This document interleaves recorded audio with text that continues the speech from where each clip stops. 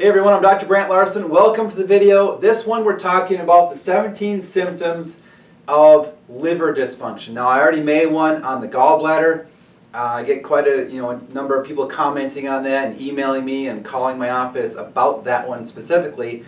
But this one is kind of similar and kind of a little bit different as well. One thing to understand about any organ in the body is that your body works together. Okay, it doesn't just work in segmented chunks.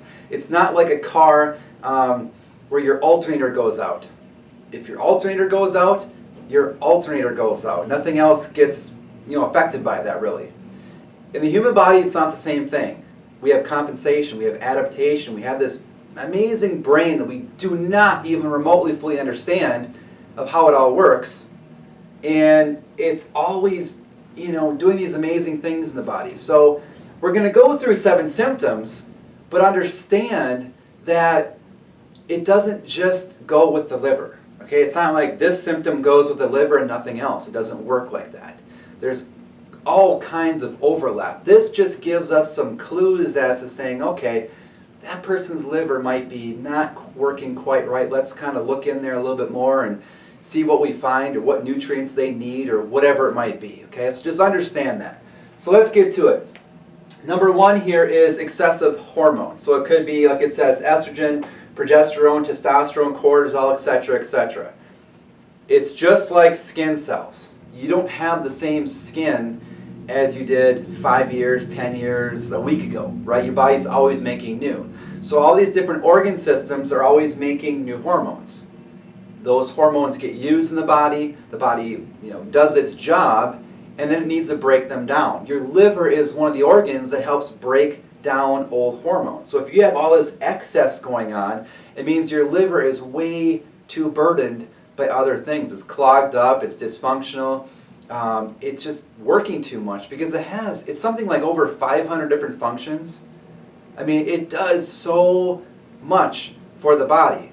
So this is one of the symptoms or one of the signs is excessive hormones. Now, number 2, high cholesterol. It goes hand in hand with the first one. Again, your body makes about 80% of the cholesterol in your body. Okay? The other 20% roughly comes from what you eat. So if you have high cholesterol, it doesn't mean that you're eating too much cholesterol per se. It could be. But it has to do with your body not breaking it down. Again, same thing. Your body makes cholesterol. Cholesterol is the base of hormones as well. So it makes the cholesterol, the hormones get made out of them, other structures get made out of them, the cell membranes of the body are made out of cholesterol. So your body uses that stuff, and then it has to excrete it again. Okay, so if you have high cholesterol, it very well could be your liver isn't working exactly how it's supposed to. Number 3, now we get to the outside of the body. So we have acne, skin rashes, brittle nails, and split ends like in your hair. Okay, the health of your body the outside of the body is directly a correlation of the inside. So if there's acne, again, skin rashes and these nails that just are brittle or soft, that's a reflection of what's happening on the inside. And one of the reasons is because the liver has to do with fat digestion. So if the fat is not, we're going to talk about this more later, but the fat is not getting out to the body, it's not nourishing those structures. Okay? Realize too, a lot of digestive issues are with this as well. So people use the term leaky gut and things. Acne, skin rashes. Think digestive system. But your liver's probably main job is to detoxify your bowel first. Whatever you're putting in your mouth, whatever is in the bowel, has to get processed, has to get detoxified. So if that whole system is overburdened, now you're going to have issues in your hair, skin, and nails. Number 4, abdominal bloating. Now, I kind of alluded to this, but this has to do with fat digestion. So if you're bloated, a short while after you eat, that could be because your body isn't breaking down fats. It's not utilizing fats. So your liver and your gallbladder work hand in hand. Your liver makes bile. Your gallbladder stores that bile. When you eat a meal and it has fat in there, it goes through the stomach into the small intestine, and right there it gets signaled. Oh, there's fat in here. I need bile. So your gallbladder is supposed to squirt, and it goes into the small intestine to help you break down fat. So what it does is it takes a big fat molecule, bile does, and through a process called emulsification, it breaks it down into, let's say, 100 small ones, 100 small circles versus one big one. That means you have more surface area. That means more enzymes and things can work on that fat and break it down, because you need to be able to utilize that. So abdominal bloating is one symptom of liver, gallbladder type dysfunction. Number 5, hemorrhoids and varicose veins. You maybe wouldn't have thought of this before. But again, if your liver is clogged, and your liver is over here on the right side of most people, the vast majority of people, is on the right side. There are some differences, but it's over here. So when that's backed up, some of the veins come into this area. They come into the liver. So there's back pressure on that. So it goes into the hemorrhoids. It goes into the veins of the legs. So there's too much pressure on the veins. That's one reason why people are getting hemorrhoids and varicose veins. Number 6, pain between the shoulder blades. So up through here, just this tremendous pain. This is an interesting one. In my training, what I've learned over the years is that the liver has a correlation with the pec muscles. Okay, interesting correlation. But so we can actually functionally muscle test the pec muscles and see if they're working how they're supposed to. Most often the time is they're not working, so it's seemingly like the rhomboids back here are tight, when actually this side is neurologically inhibited. So this is neurologically inhibited. The back side then just gets hyper-facilitated and doesn't want to work how it's supposed to. So it's almost like it's squeezing. And if we help give the body what it needs, the liver what it needs to help clean itself out, then oftentimes the pain between the shoulder blades goes away. So it's not like it's a lack of exercises or adjustments or whatever in the area. It could be, but a lot of times it's because the liver is so clogged up that it's reflexing to that area and it's just causing that pain. So pain between the shoulder blades. Number 7, swelling in the legs.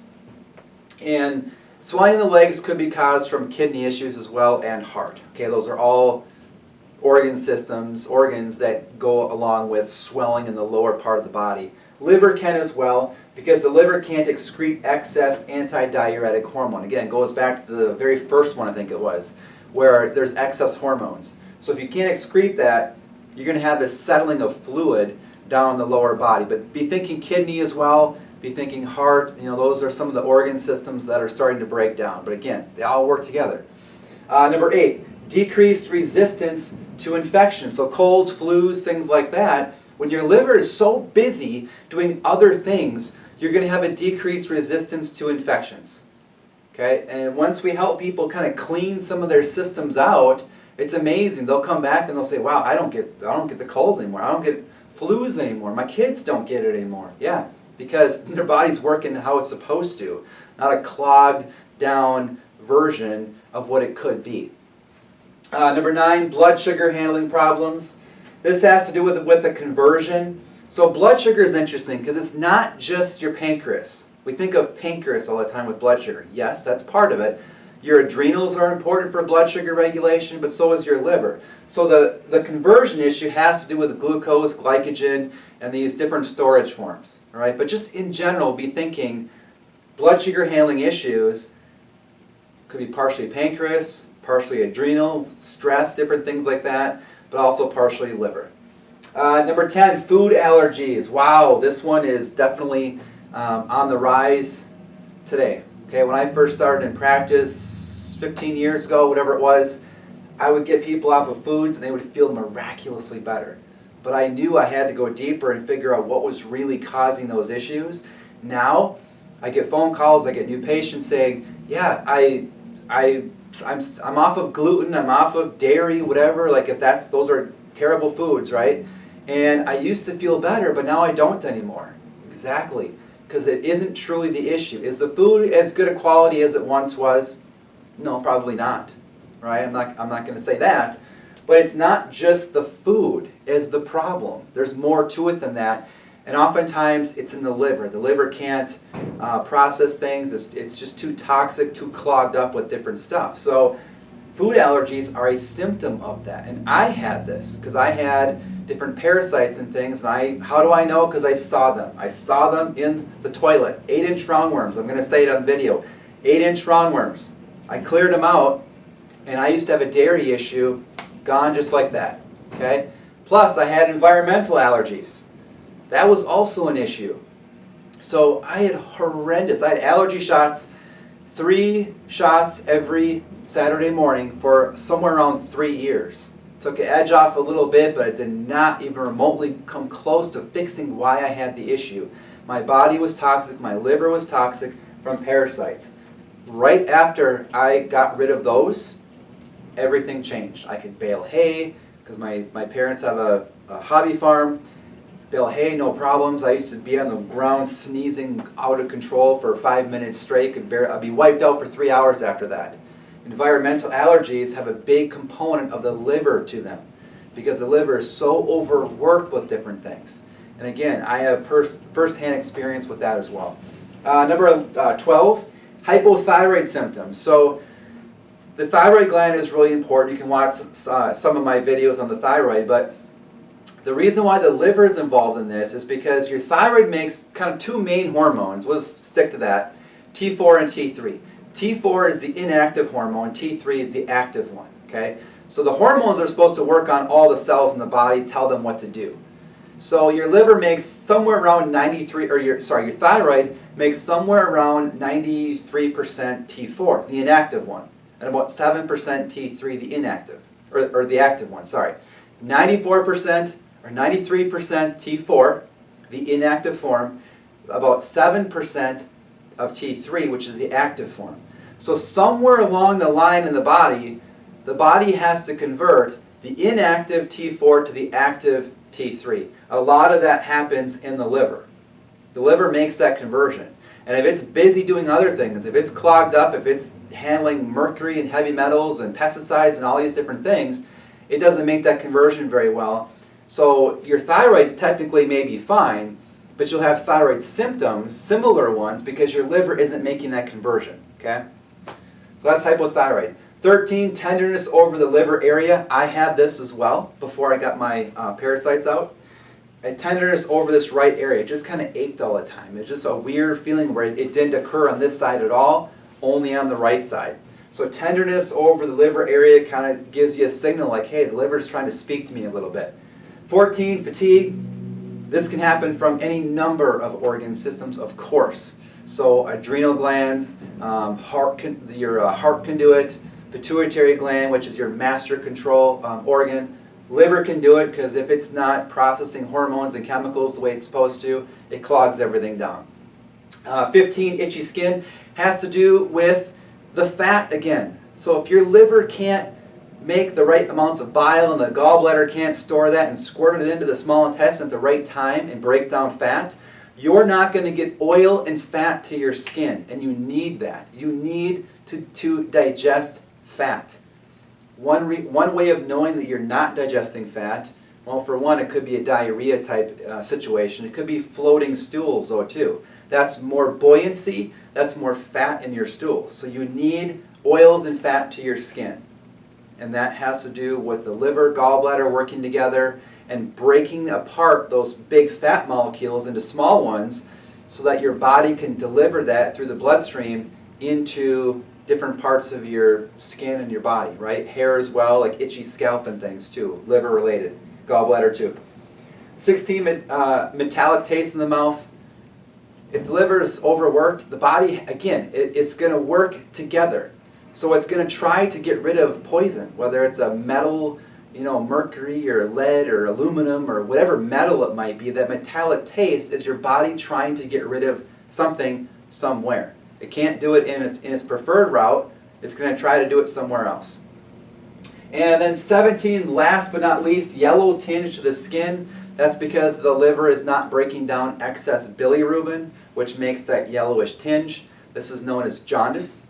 I was born jaundice, which is probably why I had some liver issues later. Or I had the parasites when I was born. Who knows, right? I have no idea. I was in the hospital for probably 7 days at that point. I think is what I've been told.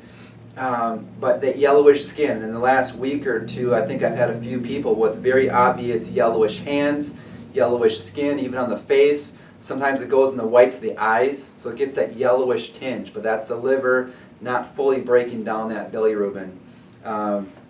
Here's my website, drlarsen.com. If you enjoy these videos, head on over there. Give me a comment down below too on YouTube here. But just understand that the body works together. So I'm making these videos to kind of help you a little bit, educate you on normal body physiology, some symptoms, but realize it's not just one thing. It's not just my liver. Oh, if I fix my liver, I'll be good. It's not like that.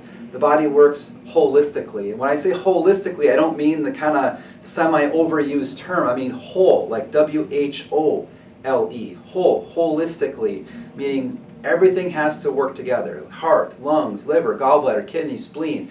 Everything is important. Everything has to work together.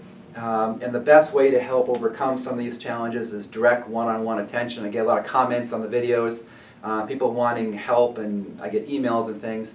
My best advice is to find someone you trust who can figure out the root of what's going on and work with them one-on-one to help them recover your health. If you want to contact me, this is where you do it. Otherwise, I hope you enjoyed the video, and I'll see you on another one.